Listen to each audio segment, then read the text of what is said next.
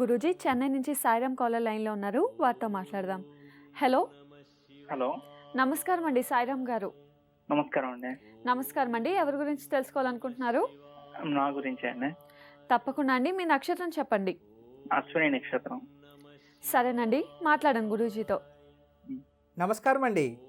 గురువు గారు నమస్కారం అండి. నమస్తే. ఉమ్, ఆ, అదే నా గురించి తెలుసుకున్న అశ్విని నక్షత్రం, పేరు సాయిరాం. అశ్విని నక్షత్రం, మేషరాశి. అవునండి, ఏం పని చేస్తారు మీరు? నేను మార్కెటింగ్ లో ఉన్నానండి. ఓకే, గుడ్, చాలా బాగుంది జాతకం అయితే. చతుస్థానేష బుధః అంటే మీ కులదైవం ఎవరు? మా అమ్మవారు కాకుండా వేరే ఇంకేదైనా ఉందా? శ్రీరాముడు. ఓకే, ఎందుకంటే మీ జన్మ జాతకంలో చతుస్థాన్ని చూడమంటుంది. చతుస్థానంలో చతుస్థానానికి సంబంధించిన దోషం అంటే చతుస్థాన సుఖస్థానము. సుఖస్థానంలో బుధుడు ఉంటే ఎవరికే కానీ కులదైవ శాపము, కులదైవ దోషాలు ఉంటాయి అని చెప్తుంది ధర్మగ్రంథం.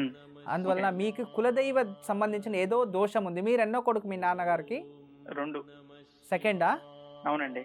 ఓకే, ఫస్ట్ అన్నయ్య గారు ఏం చేస్తారు, ఏం పని చేస్తారు? అన్నయ్య పురోహితం చేస్తున్నారు. ఓకే, మీరు ఎడ్యుకేషన్లో ఉన్నారు. ఎడ్యుకేషన్ లో. ఓకే, గుడ్, దాన్ని కంటిన్యూ చేయండి. మీరు మార్కెటింగ్ డిపార్ట్మెంట్లో ఉన్నారు. మీరు ఎడ్యుకేషన్ ఏం చేశారు? MBA చేశానండి. కంప్లీట్ చేశారా? కంప్లీట్ అయిపోయి ఒక 6 ఏళ్ళ ఎక్స్పీరియన్స్ కూడా ఉంది మార్కెటింగ్ లో. Okay, right right. అంటే ఇప్పుడు స్థాన చలనం ఉందా లేదా అనేది తెలుసుకుందాం. స్థాన చలనం కావాలా మీకు ఇప్పుడు? కావాలి అంటే హైదరాబాద్ అట్లా వస్తున్నాయి ఆపర్చునిటీస్. సరే, ఇప్పుడు ఫ్యామిలీ ఇటు మారాలా వద్దా అన్న ఒక ఇది. కూర్చోండి, రెండో కింద కూడా రమల శాస్త్రం వేస్తే చతుస్థానమే చూపిస్తుంది.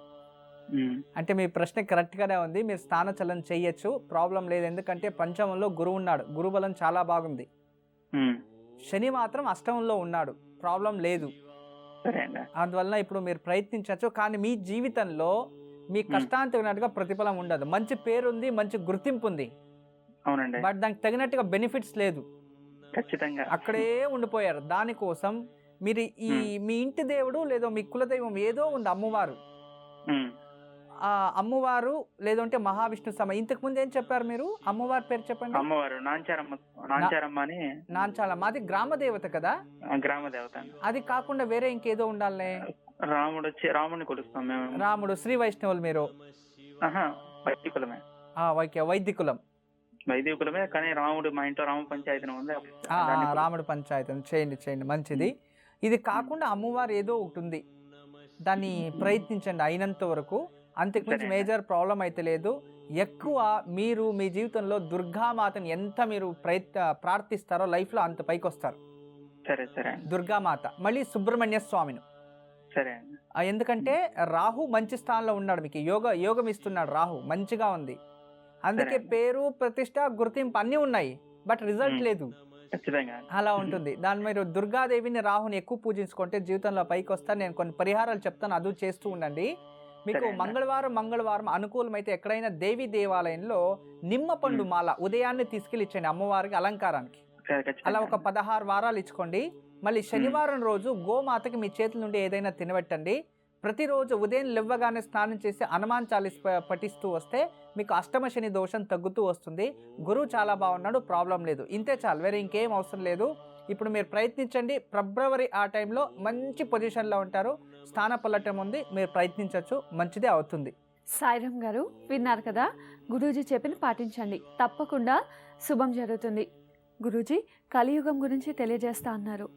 అంటే ఇక్కడ ఏం చెప్తుందంటే విశేషంగా శివుడు మళ్ళీ చెప్తాడంట, ఈరోజు ఎవరైతే యమునా నది తీరంలో స్నానం చేసి వేణుమాధవ అనే ఒక దేవాలయం కానీ వేణుమాధవ తీరాన్ని నీ రూపాన్ని పూజించుకొని తర్వాత అంతేకాకుండా విశేషంగా ఈ ఒక వేణీ నదిలో స్నానం చేసి నన్ని సంగమేశ్వర అంటే విశేషంగా సంగమేశ్వరుని నన్ని దర్శించే వాళ్ళకి సకల ఐశ్వర్యాల్ని సమర్పణ చేసేస్తాను అని చెప్పారంట. అంతేకాదు ఈరోజు నన్ని రక్త పద్మాలతో నిన్ని పూజించి శ్వేత పద్మాలతో నన్ని ఎవరైతే పూజిస్తారో వాళ్ళకి అష్ట ఐశ్వర్యాలు లభిస్తాయి అని తెలియజేశారంట. అంటే ఈరోజు రక్త పద్మము అంటే ఏం చెప్పండి?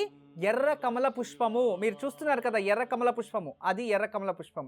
తర్వాత శ్వేత కమల పుష్పం తెల్లగా ఉంటుంది. ఆ శ్వేత కమలము లేదంటే ఎర్ర కమలము, ఈ రెండుని విష్ణువుకి ఎర్ర కమల పుష్పం, శివుడికి శ్వేతకమలంలో ఎవరైతే ఈరోజు ఒకటైనా సరే పెట్టి పూజించే వాళ్ళకి అష్టైశ్వర్యాలు లభిస్తాయి. అంటే ఈ పూజను ఎలా చేయాలంటే ఈరోజు రాత్రి పూట మహావిష్ణువుని ఆరాధన చేయాలి, రేపు ఉదయం బ్రాహ్మీ ముహూర్తంలో శివుని ఆరాధన చేయాలంట.